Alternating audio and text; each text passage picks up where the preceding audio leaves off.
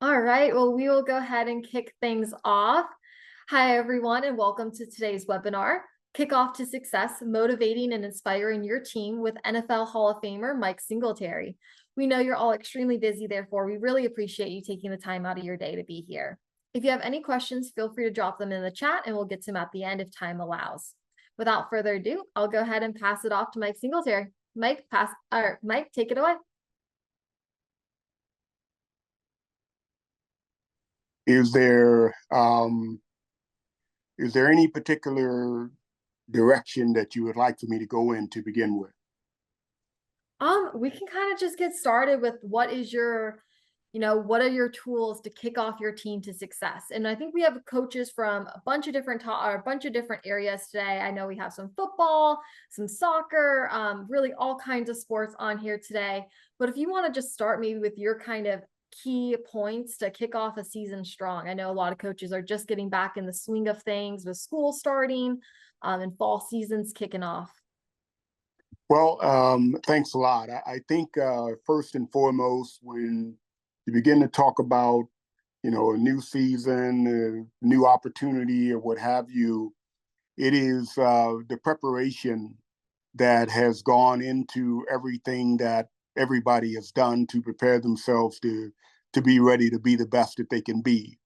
And I think, making sure that, I've got the best team possible to begin with, making sure that everything is aligned, every part of the team is aligned. And when you have alignment, that is it's sort of like the body's alignment. When the body is aligned, I go to the chiropractor quite often now, making sure that my body is flowing well, and there are not things that are disjointed or misaligned or what have you. And if the reason for that is I really want my body to function correctly. I want it to function the way that it's supposed to. And I think there are too often times when we begin to kick off another season, begin to try and build a team, build an organization, that to begin with, we're misaligned. And that's really the most important part of it is, am I properly aligned? Am I properly aligned for success? Have I done all of the little things that I need to do, all the things that I can control in order to make sure that I can begin to take steps in the right direction, and those steps will not be missteps because I've done a great job in making sure that we're all on the same page, we are all saying the same thing, and we've got a simple plan that we can execute, and we're ready to go. So I think that's the first part, is making sure that your team, your organization, is properly aligned. I guess after you look at the proper alignment, now it all comes down to making sure that everybody knows exactly what they're supposed to do.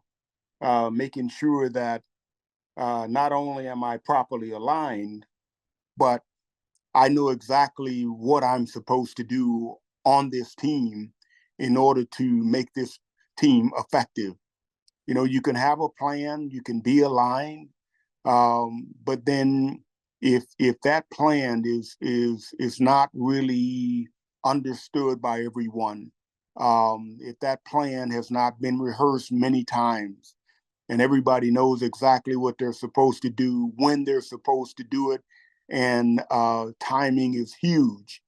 And if I'm second guessing myself, I'm thinking about, um, you know, are we really ready to do this? What if the team? What if this happened? What if the market changes? What if the game changes? All of those things. It is amazing how many times that we are aligned, and we've got a team, and we've got a very good team, but that team, there are a few positions, a few people in key places, and they all become key places. A lot of people say, well, this is really important, and that's really important. That's not so important. That's not so big. Well, at the worst opportune time, the weakest part of that team is going to sink the whole team.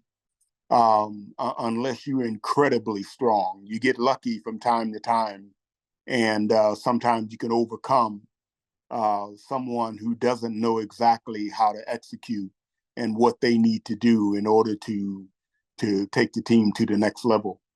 So, you talk about proper alignment, you talk about team, you talk about, responsibilities. Everybody know their job, everybody know what they're supposed to do.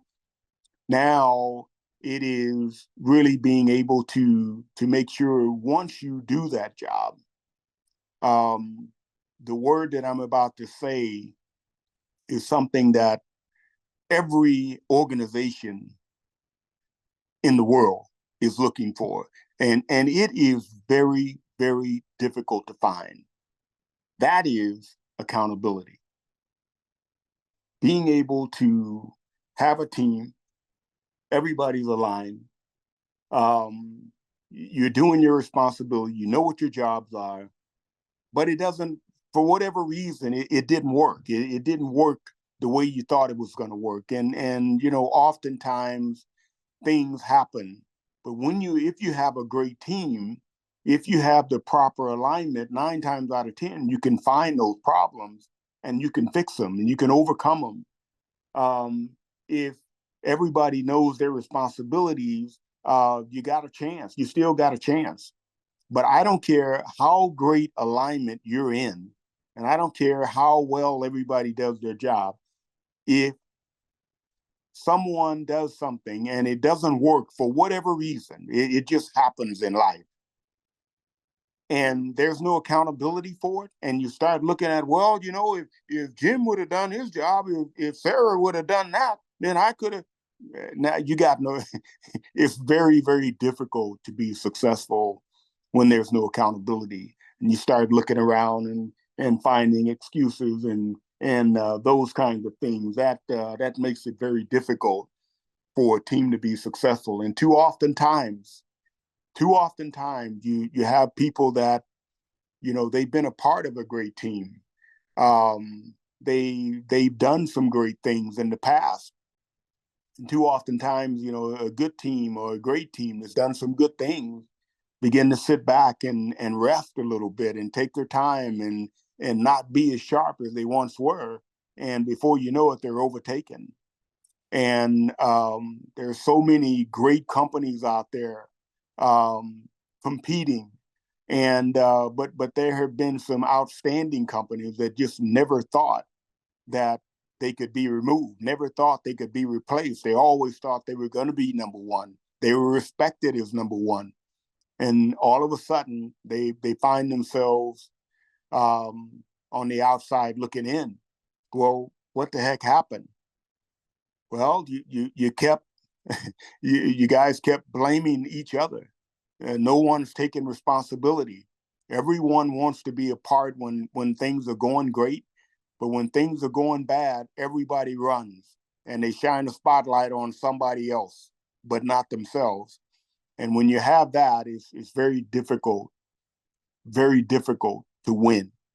So, I've been talking for a few minutes here. I'd like to, if there are any questions, if somebody has some thoughts or whatever that they'd like to come up with, I'd be more than happy to try and answer questions or whatever it might be. Yeah, I have a few questions for you Sure. while we wait for some potentially in the chat. But in the face of setbacks or losses, which obviously comes with a season, how do you keep your team motivated and pushing forward and while also staying positive, that they can have a turnaround and a better outcome later on? Well, this is really important when you talk about motivation. Motivation is successful really when it comes from the top. Too oftentimes, there's one or two people trying to pull things together, but they don't really have the authority to do it right. They don't really have the authority to do it the way it's supposed to be done. And they put it on their backs and try to take it, but it only goes so far. That's when it comes down to leadership. It is extremely important that leader is not just someone who has authority, but it's also someone who really has the opportunity to multiply themselves. And what I mean by that is you want a leader that can build a team that's geometrically aligned. And what I mean by geometrically aligned is normally, I was just thinking about this the other day. When you look at simple math, it's just 1 + 1 = 2, and 2 + 2 = 4, and so on and so forth. But when you have a leader that is that leader can be trusted, that leader is dynamic. That leader is someone who, when they're doing what they're doing, they motivate others because they lead by example. And when everybody sees that the leader is doing it, you don't have to come up with great campaigns and all this other stuff. You see it every day, and you're inspiring everybody else to come up higher. And you're not trying to make anybody look bad. You're not trying to um, do something something quick, or something that some cheap little whatever. You are. This is who you are as a leader. And when you find a leader that really believes in the mission, really believes in the vision, and lives that vision, then you don't have to try and come up with trying to inspire people. You're trying to motivate people, trying to do this, because that leader is going to motivate. If he's got the right people, those people are going to look at that leader and say, wow, there is no leadership like that. That kind of leadership is what wins um, time and time again. Awesome. I appreciate that. And you talk a lot about this leader being, at the forefront of it. And it seems like the players have to have a lot of trust within their leader in order to operate successfully. But what kind of trust do the players also have to have with one another? And what are some tools for those players to build that trust with each other? Wow. That's, that's a really, really good question. One of the things that I learned is in our society today, you have so many, not just players. I mean, right now, I'm just talking about society in general. Because of social media, we're losing leaders, I think, by the day. There was a time that somebody would step up and take a risk and say, hey, this is the way we should be doing. This is how it should be done. I believe this. I believe that. But now with social media, somebody's going to say, that's a stupid idea. Or that's really dumb. Oh, that doesn't make any sense. Oh, well, Jim did it over there and they really screwed up. That's a stupid idea. So because of that, a lot of our leaders are not willing to take that risk. When you look at a great team, when you look at any great team and you say, wow, Coach Belichick, man, he was amazing. He was fantastic. He took them to the Super Bowl. He did this and he did that. Well, he hadn't done much since the quarterback left. Hadn't done much since Tom Brady left. And it's the same with a lot of other coaches, and it's really amazing when you begin to go down the list of guys that make All-American, guys that were Hall of Fame players or whatever. They were normally, a lot of those players, and there are exceptions, But a lot of those great coaches that are out there, they had great players. They had great leaders. And that's the thing that kind of concerns me today about our society is people that would normally step up and be a leader, they're they're a little hesitant now to step up and lead anything because they don't want to get criticized. They don't want the backlash. They don't want to be talked about, so they don't do it. And what happens is the team, um, you know, if you got a great coach with a great message, a great vision, and he has to have leaders on that team. When I look at great teams, I also find great leaders. To me, it's kind of like if I got when you look at a Don Shula from back in when Miami won 17 games in a row, and he had Larry Zonka, he had Kick, Murphy Morris, he had Warfield, he had the quarterback that was absolutely amazing, Meredith.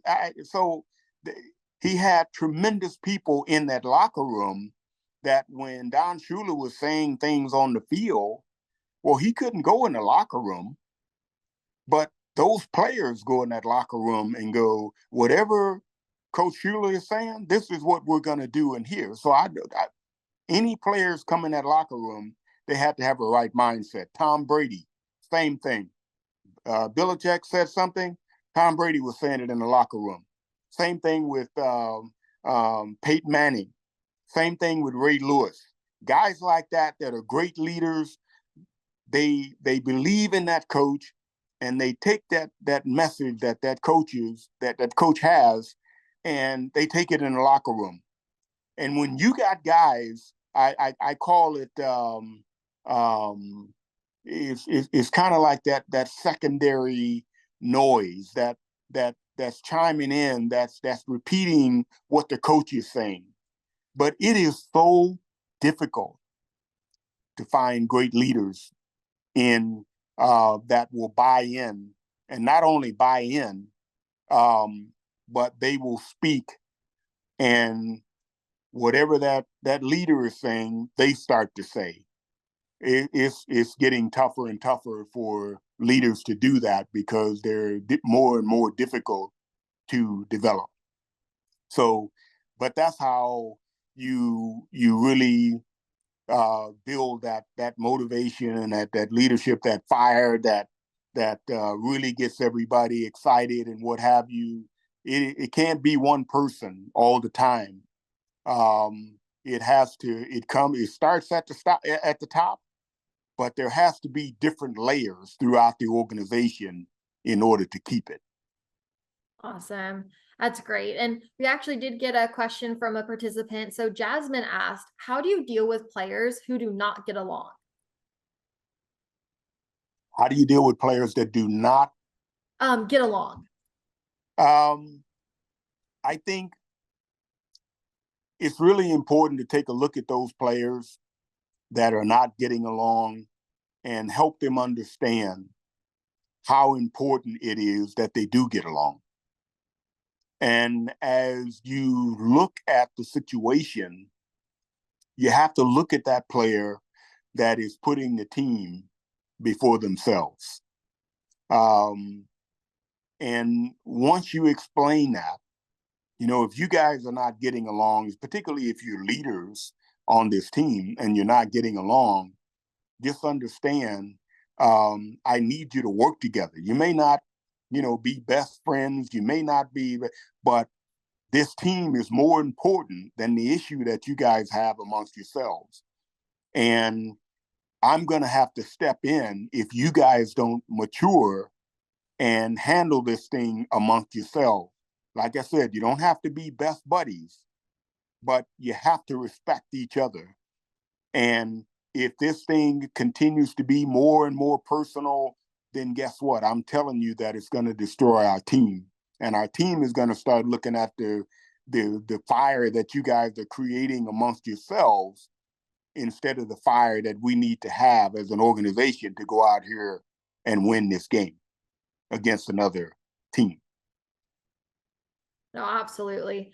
Is there an experience from your personal career, either as a coach or as a player, where either the lack of kind of camaraderie or the excellence of camaraderie and has either contributed to a really successful year or a really damaging year? But just from your personal experience, was there a year where really strong friendships like drove you guys further, or there was a lot of, team issues that were kind of bringing you guys down? Well, I think the first team that comes to mind is the team, the '85 Bears. We were a team that, in some ways, we had too much leadership. We had Walter Payton, Dan Hampton, Steve McMichael, Richard Dent, Jim McMahon, Jimbo Covert. I mean, all those guys are leaders.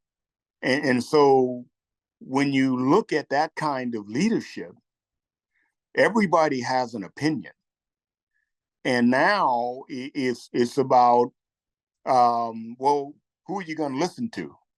Everybody's got a great idea. Everybody says, hey, we need to do this. Well, I don't think we need to do that. Well, we should go in this direction. Well, I don't think we should go in that direction. Now it really that's why I believe that we won one Super Bowl, because we didn't realize, we thought that we were good enough because of the talent that we had, that we would win in spite of ourselves, starting with the coaches. Both our coaches, Buddy Ryan and Coach Ditka, basically the head coach and the defense coordinator, they were fighting amongst themselves. The players were fighting amongst themselves, offense against defense. And, we practiced like crazy and we practiced hard. We were a very talented team, but no great team can continue. We won one Super Bowl, but we forgot the very basic part of a winning team is respect. You have to respect one another. We may be different. We may see this different. We may see that different. It's kind of like our country right now, as it comes down to the Democrat and the Republican. And never before politics been so tension driven. And if you're going to vote Republican, you're stupid. If you're going to vote Democrat, you're a dummy. And so it really comes down to, we can all have our opinions. We can have our opinions about this or that. In fact, if you're telling me that your opinion is the same as mine, then you know what? Then you probably see things the same way I do. But a team is built when there are different perspectives, but we respect each other because of those different perspectives. And we're not being different because we want to be or need to be, but we're different because we have our own mind, we have our own identities. And when we're free to have those thoughts and ideas, and I'm going to do this and I'm going to do that. You know what? I'm not sure if I agree with that, but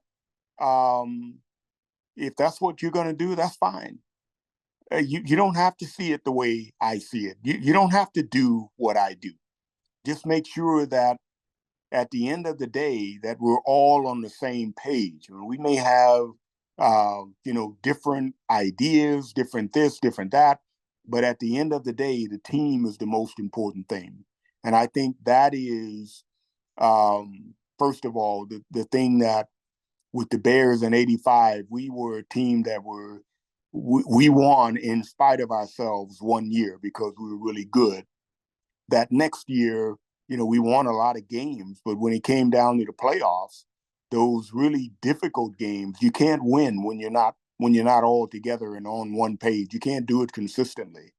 And the other example is when I was in San Francisco, we had very little leadership. We had very little cohesiveness. A lot of guys, they we had to spend more time disciplining guys and helping them understand what it meant to be a part of a great team. We spent more time straightening that out than we did just going out there coaching a team. And there were some guys on that team that could have been great leaders, but they hadn't matured yet. And when I said something as a head coach, and when they went in the locker room, they were fighting amongst each other. And so that's never going to get you anywhere. So that's why, I remember sitting there and it was like I had an epiphany. All of a sudden, I'm thinking, wow, now I know how important Ray Lewis is. Now I know how important Peyton Manning is, Roger Staubach, Johnny Unitas, Jack Lambert. And now I know how important those guys are. If you don't have those guys, I don't care who you are as a coach. You may come out and invent all kind of stuff. But if you don't have guys that can bring that team together in that locker room, that can step up and say, hey, this is what we're doing. This is how we're doing it. This is the direction that we're going. Whatever the coach said, that's what we're doing. I believe him. And guess what? That's what we're going to do. Come hell or high water, that's what we're going to do. And that's really the difference between the two. Awesome. Really appreciate it. Eric had a great follow-up, and then we'll get to Kimberly's question. But Eric asked, how do you deal with ego? How do you deal with ego? Well, head on. I think you deal with egos head on. Because if you don't, 9 times out of 10, egos are poisonous. Egos, they're so focused on themselves, they can't see anything else. Nothing else really matters. And you spend so much time trying to make them see the right thing, and they're not interested in seeing it the right way. They're interested in themselves. And so a person with ego, you can try, but you got to put a time limit on it. How much time am I going to give this individual? How much time can I afford to spend trying to get to work this ego out? And it may be a great player. It may be a really talented player. And the other guys are looking at how this is going to be handled. And if you don't attack it, and you're standing up there as a coach and you're talking about team, but here's a guy that has an ego. He doesn't care about anything. He's disruptive. He's not following the rules. He's not doing this. He's not doing that. Then you gotta take a step back and really make one decision. Is this player, can I afford to have this guy on the team? At what cost? How high is that cost going to be? Can I overcome that? Can this team overcome that? And those are very, very serious questions. A lot of times those guys are good kids, and they're good kids, and you want to help them. And sometimes, you end up, I've seen coaches stay with the kid and lose the team. It's a tough thing, man, because you love the kids. You want to help them. You want to see them become men and women that really makes a difference. But you got to make a decision. Hey, I'm going to help you. I'm going to be with you, but I don't think I can keep you. I don't think I can afford to have you on this team, and you destroy this team. And I can't do that. I can help you, but you're probably not going to be a part of this team. Great. That's super helpful. And jumping back a little bit to the idea of trust and leadership, Kimberly asked, what tips would you offer to coaches for developing trust with their leaders so that they can support their team's goals? Developing trust within the leaders. I think sometimes, that's really tough because I think so many young men and women, the trust issues that they come from home. They come from their experiences. They come from their past, and they bring that to your team. And I don't care what you say. I don't care what you do. Some of those players they need counseling. They need more help and time than you have to give. And so I just think that once again, as the head coach, you really have to calculate how much time do I have to commit to this? How far can I go down this road? And really make some really difficult decisions. Sometimes you can't win. This player may be the best player on your team, and he may be a guy that everybody else absolutely loves, but he won't be on time. He's fighting all the time. He doesn't do his work. He doesn't do, so you gotta make those decisions. It's really tough. Awesome. Cool. Well, I think we've covered our audience questions for the time being. We'll kind of jump back to some of the other ones, but as we kind of talk about, kickoff to success, like setting goals early, do you think it's important for teams to set both individual and team goals at the start of a season? Absolutely. Um, I think one of the most important things that a coach can do is really sit players down and help them understand how to set goals. I think a lot of time you tell a guy, well, you need to learn how to set goals, and you need to write your goals out and make them, well, a lot of guys don't even know what that is. Well, you know what? I want to be an All-American. Well, you're a freshman. You just got here. Or I want to do this. Well, you know what? You got to have a reality check. Well, you're not working hard enough to do any of that. And so it's really helping teammates and players understand um, what is the goal and how do you set one? How do you make sure that it's the proper goal? How do you make sure that it's something that not only a goal that you have set, but how do you teach that player to when they set goals to make sure that they do little things in order to achieve that goal.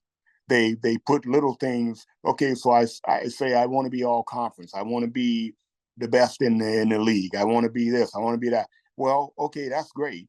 How are you going to do that? Well, do you know that you need to run X amount of laps? You need to do this before practice or after practice. You need to do this much extra. You need to let that player know how much that cost of his time, of her time. Maybe some of these parties that you've been going to, you might not be able to go to because you need to study.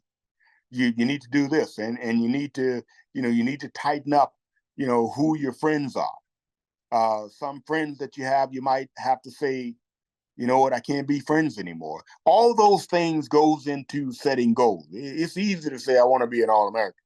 It's easy to say, I want to be all conference. It's easy to say all those things. Now I've got to be realistic about how. This is what I want to do, but now I need to take that extra step and say, okay, this is what I want to do, but this is how I'm going to get it done. Maybe I need to change some of the guys that I'm hanging out with. Maybe some of the guys that I'm hanging out with are going to keep me behind. They're not going to let me do the things I need to do because they're going in a different direction. They don't have the same goals.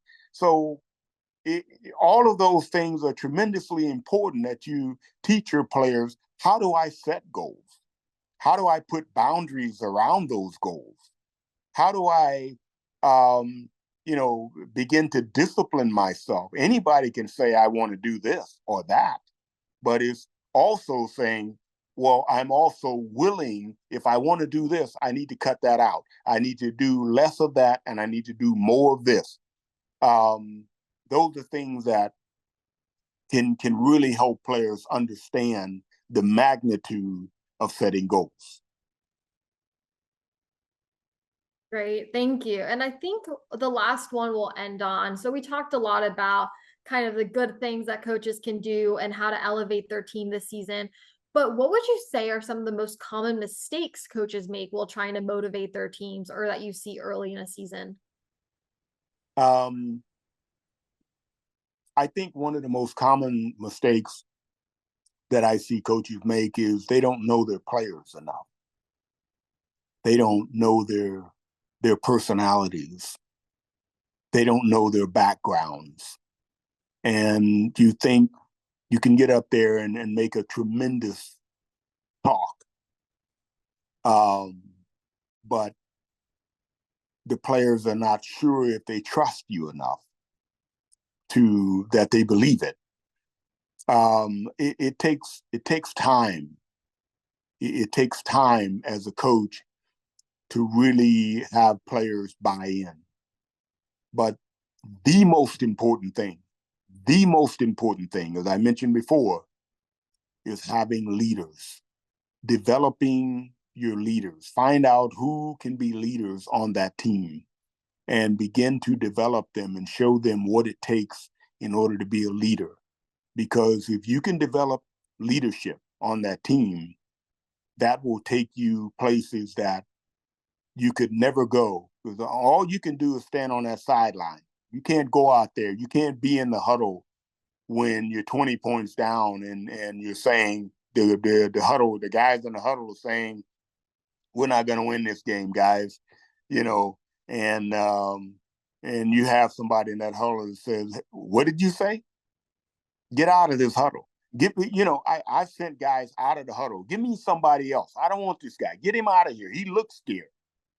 You got to have guys in that huddle that man that huddle and makes those guys believe. So developing leadership is one of the most important things that I believe, particularly today, because it's so much more difficult for players to step out and take a stand because they don't really want to be ridiculed, see themselves on social media. Great. Well, I think that's an awesome note to end on. Mike, I want to thank you for your time and your expertise. I know a lot of these coaches are high school coaches, or even younger, coaching younger audiences. So I know that all of this information was super crucial to them and will allow them to have one of the best kickoffs to their season. So thank you guys very much for attending. Mike, thank you very much for being here and leading this conversation with us. We have tons of thank yous coming in the chat, singing your praises. So, some of you have messaged me separately. We did record this session, so we'll be sending that out to you guys next week when it is available. So keep your eye on the email that you signed up with, but hope you all have a great rest of your week and a great kickoff to your season. Thanks again, everyone. Thank you very much.